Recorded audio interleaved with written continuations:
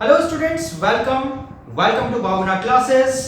Students, 9th class के first video में हमने डिस्कस किया था रैशनल नंबर और नंबर सिस्टम के बारे में। आज हम एक्सरसाइज को डिस्कस करेंगे। चैप्टर नंबर फर्स्ट जो एनसीईआरटी का नंबर सिस्टम है उसकी एक्सरसाइज को हम आज के वीडियो में डिस्कस करने वाले हैं। तो चलिए शुरू करते हैं। एक्सरसाइज 1.1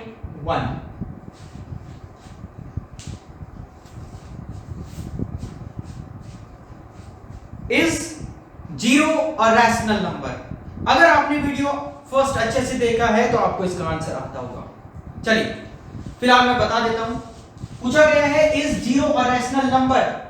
देखो, रैशनल नंबर की दो कंडीशन होती हैं। First is rational number should be in the form of p by q। Rational number p by q की फॉर्म में होना चाहिए। ये p by q की फॉर्म में नहीं है, मैंने 1 नीचे लगा दिया क्योंकि किसी का डिनोमिनेटर हम 1 लिख सकते हैं, जरूर लिख सकते हैं। तो 0/1 मतलब ये p by q की फॉर्म में मैंने लिख लिया। दूसरा, p and q both should be integer. ये दोनों इंटीजर होने चाहिए, दूसरी कंडीशन ये है। तो चलिए चेक कर लेते हैं, क्या 0 एक इंटीजर है? Yes, 0 is an integer. 1 एक इंटीजर है? Yes, 1 is also an integer. तो देखिए दोनों कंडीशन फुलफिल हो गई कि हमने इसको p by q की फॉर्म में भी लिख लिया और दूसरा न्यूमरेटर भी एक इंटीजर है और डिनोमिनेटर भी एक इंटीजर है। तो इसलिए हमारा आंसर होगा yes, 0 is an integer. Right? चलिए ठीक है।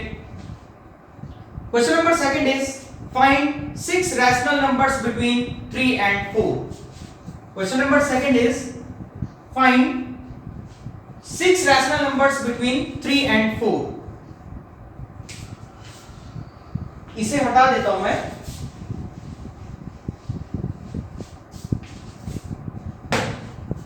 Three and 4। देखिए आपको क्या करना है, आपको दोनों के डिनोमिनेटर सेम कर देने हैं। सबसे पहले तो ये बात तो क्लियर है, हम दोनों के डिनोमिनेटर 1 लिख सकते हैं। राइट? अब क्योंकि 6 एक बड़ा नंबर है, 3 और 4 के बीच में 6 रैशनल नंबर फाइंड करने हैं। 6 एक बड़ा नंबर है, इसलिए मैं किसी एक बड़े नंबर से इसको, जैसे मैंने 10 से मल्टीप्लाई एंड डिवाइड कर दिया, ये मैंने मल्टीप्लाई और ये 10 से डिवाइड कर दिया, मतलब ऊपर नीचे मैंने 10 से मल्टीप्लाई करवा दिया। ये 10 कुछ भी हो सकता है, ये मैंने 10 रखा, आप कुछ और रख सकते हैं, 20 रख सकते हैं, 100 रख सकते हैं, 15 रख सकते हैं, आपकी मर्जी है। लेकिन मैंने बता दिया 6 एक बड़ा नंबर है तो थोड़ा सा बड़े नंबर से मल्टीप्लाई करना, जैसे मैंने इस केस में 10 से मल्टीप्लाई करवाया।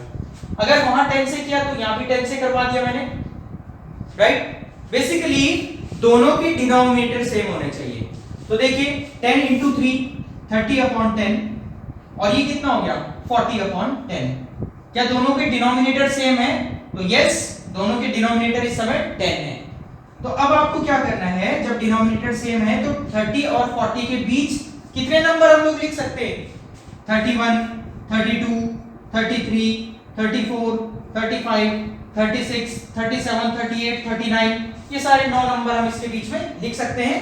डिवाइडेड बाय 10 आपको जरूर करना है क्योंकि हर एक का डिनोमिनेटर 10 होना चाहिए। इस केस में 10 होना चाहिए क्योंकि यहाँ पे 10 है। अगर यहाँ 20 होता तो हम 20 लिखता जाते। तो अब देखिए मैंने 30 और 40 के बीच में 6 रैशनल नंबर लिख लिए। First, second, third, fourth, fifth, sixth, ये 6 मिल गए। तो कितना आसान है। 3 और 4 था, मैंने दोनों के नीचे 1 लगाया, फिर किसी एक नंबर से मल्टीप्लाई करवा दिया। तो अगर उसने 6 पूछे हैं तो थोड़ा बड़े नंबर से करना, अगर वो 2 पूछता तो किसी आप छोटे नंबर से भी कर सकते थे, अगर वो 1 पूछता किसी छोटे नंबर से कर सकते थे, अगर वो 15 पूछ ले तो और बड़े नंबर से करना चाहिए था। राइट? तो 10 से कर दिया तो ये हो गया 30/10, ये हो गया 40/10 और देन 31/10, 32/10। बेसिकली 30 और 40 के बीच में मैंने कोई भी 6 नंबर लिख लेने, ये आपकी मर्जी है। तो ये हो गया क्वेश्चन नंबर सेकंड का सॉल्यूशन। या आप नोट कर सकते हैं, समझ गए तो आप वैसे भी बहुत सारे क्वेश्चन अटेम्प्ट कर सकोगे। So the next question is question number third. बहुत इजी क्वेश्चन है, मैं सिर्फ आपको हिंट दूंगा इस क्वेश्चन में। Question number third is find 5 rational numbers between this and this. कितना इजी है देखिए, ऑलरेडी हमको डिनोमिनेटर दिए हैं और डिनोमिनेटर सेम दिए हुए हैं, 5 एंड 5 दिया हुआ है। तो हमें क्या करना है, अगर उसने 5 नंबर बोला तो हम किसी एक बड़े नंबर से मल्टीप्लाई एंड डिवाइड कर देंगे। तो ये क्वेश्चन आप लोगों के लिए छोड़ दिया, राइट, इसे आप करेंगे। लेकिन मैं एक अलग क्वेश्चन लेके चलता हूं। अगर हमारे पास किसी केस में बोल दिया जाता कि find 5 rational numbers between 2/3 and 3/4। अब इस केस में थोड़ा सा एक परेशानी है कि दोनों के डिनोमिनेटर अलग अलग हैं।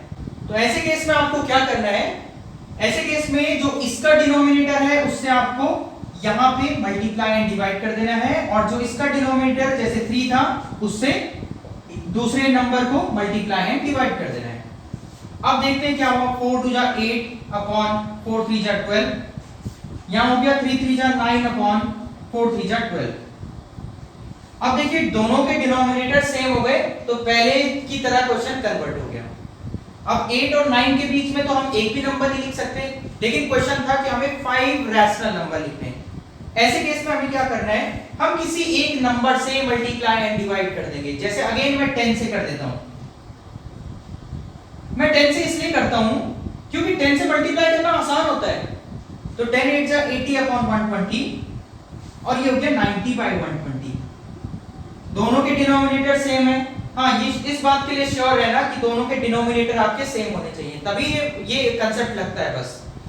अब देखिए 80 और 90 के बीच में तो आप 5 नंबर कुछ भी लिख सकते हैं ना। मैंने लिखा 81, 82, 83, 84, 85, और उनके डिनोमिनेटर 1/20 में 120 में लिखता जाऊंगा। तो देखिए 5 नंबर कितने आसानी से मैंने दोनों नंबर के बीच में लिख लिए, फाइंड कर लिए। ये हो गया first, second, third, fourth and fifth, हो गया। तो अगर कोई अलग डिनोमिनेटर भी होगा तो हम उस क्वेश्चन को भी अटेम्प्ट कर सकते हैं, राइट। तो इसे भी आप नोट कर लीजिए, और हम बढ़ते हैं अगले क्वेश्चन की तरफ। नेक्स्ट क्वेश्चन तो ट्रू फॉल्स है। पार्ट फर्स्ट दिया हुआ है, every natural number is a whole number. तो देखिए नेचुरल नंबर की शुरुआत होती है 1 से, मतलब 1 2 3 4 5 6 7 8, और होल नंबर की शुरुआत होती है 0 से। तो हमें पूछा गया क्या सारे नेचुरल नंबर होल नंबर होते हैं।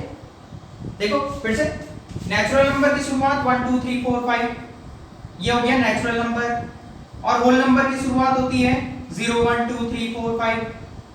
पूछा गया है क्या सारे नेचुरल नंबर होल नंबर हैं। तो देखिए ये सारे नेचुरल नंबर ही तो हैं, तो yes, all natural numbers are whole number. लेकिन अगर मैं इसका उल्टा कहता, is all whole number are natural number, तो हमारा आंसर गलत होता, क्योंकि 0 एक ऐसा नंबर है जो होल नंबर होता है but not a natural number, right.